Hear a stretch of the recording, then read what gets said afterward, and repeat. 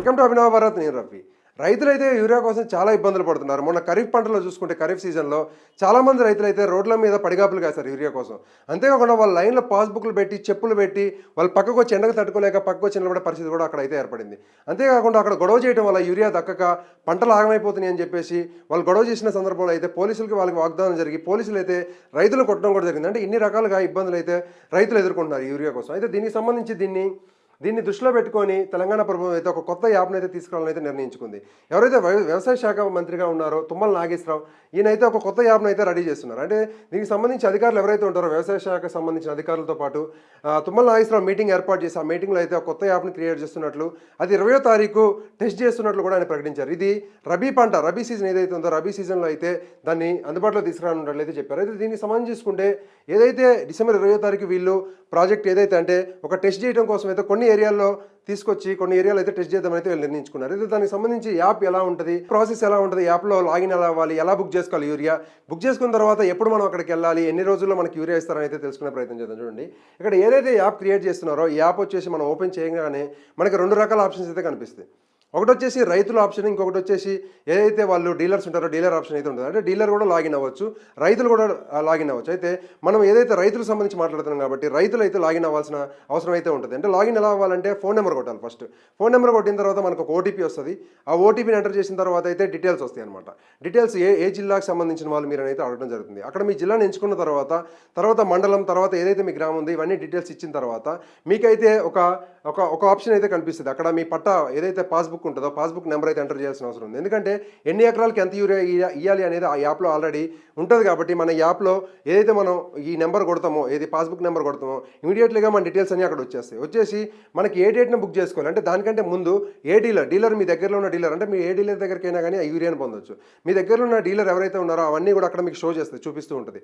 అప్పుడు మీరు ఆ యూరియా ఈ డీలర్ ఎవరైతే ఉన్నారో మీ దగ్గరలో వాళ్ళని క్లిక్ చేసిన తర్వాత, అంటే వాళ్ళని సెలెక్ట్ చేసుకున్న తర్వాత మీకు బుకింగ్ ఆప్షన్ అయితే చూపిస్తుంది. అక్కడ మీరు బుక్ చేసుకోవాల్సి ఉంటుంది. ఏ డీలర్ షాప్లో అయితే మీరు ఏ డీలర్ దగ్గర అయితే యూరియా తీసుకోవాలి, మీ దగ్గరలో అందుబాటులో ఎవరైతే ఉన్నారో వాళ్ళ దగ్గరికి వెళ్ళిపోయి మీరు ఆ యూరియాని తీసుకునే అవకాశం ఉంది. కాబట్టి మీరు ఆ డీలర్ని సెలెక్ట్ చేసుకొని మీకు ఎన్ని ఎకరాలు ఉంది, ఎన్ని ఎకరాలు ఏ పంటను సాగు చేస్తున్నారో అయితే ఇన్ఫర్మేషన్ అక్కడ ఇవ్వాల్సి ఉంటుంది. అంటే మొత్తం మీరు టైప్ చేయాల్సిన అవసరం లేదు, మీకు అంత పాపప్ అయితే. అంటే మీకు ఇక్కడ సపోజ్ చూసుకుంటే మనం ఇక్కడ ఇన్ కేసు ఇక్కడ 2 రకాల పంటలు ఉన్నాయండి. యూరియా ఇప్పుడు సపోజ్ మనకు ఒక 4 ఎకరాలు ఉంది అనుకుంటే మనం ఏ టైప్ ఆఫ్ పంటలు పండిద్దాం అనుకుంటున్నప్పుడు పత్తి, మిరప, తర్వాత ఏదైతే వరి ఇలాంటివి ఉన్నాయో వీటికి సంబంధించి ఒక ఆప్షన్ 1 కింద వరి, ఆప్షన్ 2 కింద వచ్చేసి ప్రతి, తర్వాత ఆప్షన్ 3 కింద వచ్చేసి మిరప, ఈ టైప్ అనమాట. అంటే మనకి అందుబాటులో ఉండే పంటలు ఏవైతే ఉన్నాయో మన రాష్ట్ర ప్రభుత్వం సంబంధించిన యాప్ కాబట్టి మనం రెగ్యులర్గా యూజ్ చేసుకునే లాంగ్వేజ్లోనే ఉండే అవకాశం అయితే ఉంది.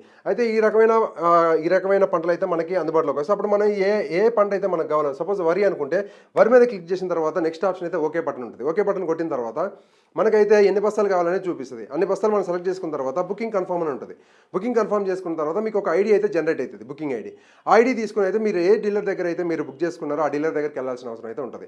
ఆడికి వెళ్ళిపోవడానికి కూడా ఒక డేట్ ఉంటుంది అనమాట, పర్టికులర్ డేట్ ఉంటుంది. ఆ డేట్స్ అన్ని మీకు షో చేస్తుంది, ఎన్ని రోజుల్లో యూరియా ఉంది, ఎన్ని బస్తాలు యూరియా అందుబాటులో ఉంది, మీకు ఎప్పటికి ఈ డేట్ ఎప్పుడు ఇస్తుంది అనేది కూడా అక్కడ చూపిస్తుంది. అంటే ఇప్పుడు అందుబాటులో లేదనుకోండి, మీకు ఈ రోజు అందుబాటులో లేదు అంటే ఒక 3-4 డేస్ తర్వాత, లేదంటే ఒక 10 డేస్ తర్వాత అయితే అందుబాటులో ఉందనుకుంటే ఆ డేట్స్ చూపిస్తుంది. అయితే ఇక్కడ చూసుకుంటే మీరు ఇలా బుక్ చేసిన తర్వాత మీకు బుకింగ్ ఐడి అయితే వస్తుంది. ఇలా ఐడి వచ్చిన తర్వాత ఈ ఐడిని మీ దగ్గరలో ఉన్న ఏదైతే ఏ డీలర్ దగ్గర అయితే మీరు బుక్ చేసుకున్నారో ఆ డీలర్ దగ్గరికి వెళ్ళి చూపించిన తర్వాత అయితే వాళ్ళు మీకు ఆ యూరియా ఇస్తారు. అయితే ఇక్కడ జవాబుదారితనం ఉంటుంది, ఏదైతే అకౌంటబిలిటీ ఉందో అకౌంటబిలిటీ అయితే ఉంటుంది. ఇక్కడ ఎలా అంటే చూసుకుంటే ఒకసారి మనకి 10 బస్తాలు అంటే 100 బస్తాలు కానీ అందుబాటులో ఉన్నాయి అంటే, అందుబాటులో 100 బస్తాలు ఉంటే మనకి ఒక 10 మంది రైతులు వచ్చేసి 10 యూరియా బస్తాలు లెక్క బుక్ చేసుకున్నట్లయితే ఒక్కొక్క రైతుకు వచ్చేసి 10 బస్తాలు ఇవ్వాలి. కాబట్టి 100 బస్తాలు కంపల్సరీగా అయితే ఆ గోడంలో ఉండాలి, ఆ డీలర్ దగ్గర అయితే ఉండాలి. అక్కడెక్కడా కూడా వాళ్ళ మనుషులకి ఇచ్చుకోవటాలు, అక్కడ స్కామ్ చేయటాలు, ఫ్రాడ్ చేయటాలు అయితే ఉండవు. కాబట్టి ఇక్కడ అకౌంటబిలిటీ ఏదైతే ఉందో జవాబుదారీతనం అయితే ఇక్కడ ఏర్పడింది. కాబట్టి ప్రభుత్వాలు కూడా ఆ జవాబుదారీతనాన్ని అయితే వాళ్ళు ఖచ్చితంగా అయితే ఫాలో అవ్వాలి. ఆ అకౌంటబిలిటీని ఫాలో అవ్వకుండా ఇన్ కేసు రైతులు కానీ బుక్ చేసుకున్న తర్వాత ఐడి తీసుకెళ్ళి చూపించిన తర్వాత కూడా అందుబాటులో లేవు అని ఆ డీలర్ చెప్తే అక్కడ వ్యతిరేకత అయితే మళ్ళీ స్టార్ట్ అవుతుంది. ఎందుకంటే ప్రజలకి అందుబాటులో ఉండాలి అనే కారణంతోనే ఇలాంటి యాప్ అయితే క్రియేట్ చేయడం. ఇక్కడ ప్రభుత్వం ఆలోచన ఏదైతే ఉందో అది మంచిది. అయితే ఇక్కడ ప్రజల్లో కూడా కొన్ని సందేహాలు అయితే యాప్ మీద ఉన్నాయి. దానికి సంబంధించి చూసుకుంటే ఫస్ట్ సందేహం వచ్చి ఇక్కడ చూసుకుంటే యాప్లో బుకింగ్ చేసుకున్న తర్వాత అక్కడికి వెళ్ళిన తర్వాత ఇన్ కేసు అక్కడ కానీ ఐడి తీసుకొని అక్కడికి వెళ్ళిన తర్వాత అక్కడ అందుబాటులో లేకపోతే పరిస్థితి ఏంది, అక్కడ యూరియా అందుబాటులో లేకపోతే పరిస్థితి ఏంది, అదొకటి అయితే క్వశ్చన్ ఉంది. ఎందుకంటే అక్కడ అకౌంటబిలిటీ ఏదైతే ఉందో జవాబుదారీతనం అక్కడ ప్రభుత్వం అయితే తీసుకున్న డెసిషన్ మంచిది, కానీ అక్కడ ఉన్న డీలర్ ఎవరైతే ఉన్నారో ఆయన కూడా అకౌంటబిలిటీ మెయింటైన్ చేయాలి. కాబట్టి అదొకటి అయితే ఉంది. ఇంకొకటి వచ్చేసి కొంతమంది మాత్రం ఆండ్రాయిడ్ మొబైల్స్ యూజ్ చేస్తున్నారు కాబట్టి కొంతమంది యూజ్ చేయట్లేదు. అయితే ఇక్కడ వాళ్ళకొచ్చేసి వాళ్ళు ఏం చేయాలి అనే క్వశ్చన్కి అయితే ఆన్సర్ అయితే ఇక్కడ లేదు ప్రజెంట్. ఎందుకంటే మాక్సిమం అయితే చాలా మంది దగ్గర అయితే రైతుల దగ్గర అయితే ఆండ్రాయిడ్ మొబైల్స్ ఉంటున్నాయి. ఒక 60 మెంబర్స్ వరకు అయితే ఉంటుంది, అంటే 60% అయితే ఉంటున్నాయి. కానీ ఇంకొక 40% పీపుల్స్ దగ్గర కూడా ఉండట్లేదు. కాబట్టి వాళ్ళ ఇంట్లో పిల్లలు ఉంటే ఓకే, వాళ్ళు బుక్ చేస్తారు. వాళ్ళు కూడా అందుబాటులో లేకపోతే పరిస్థితి ఏంది అంటే ఇక్కడ దీనికి ఒక సొల్యూషన్ ఉంది.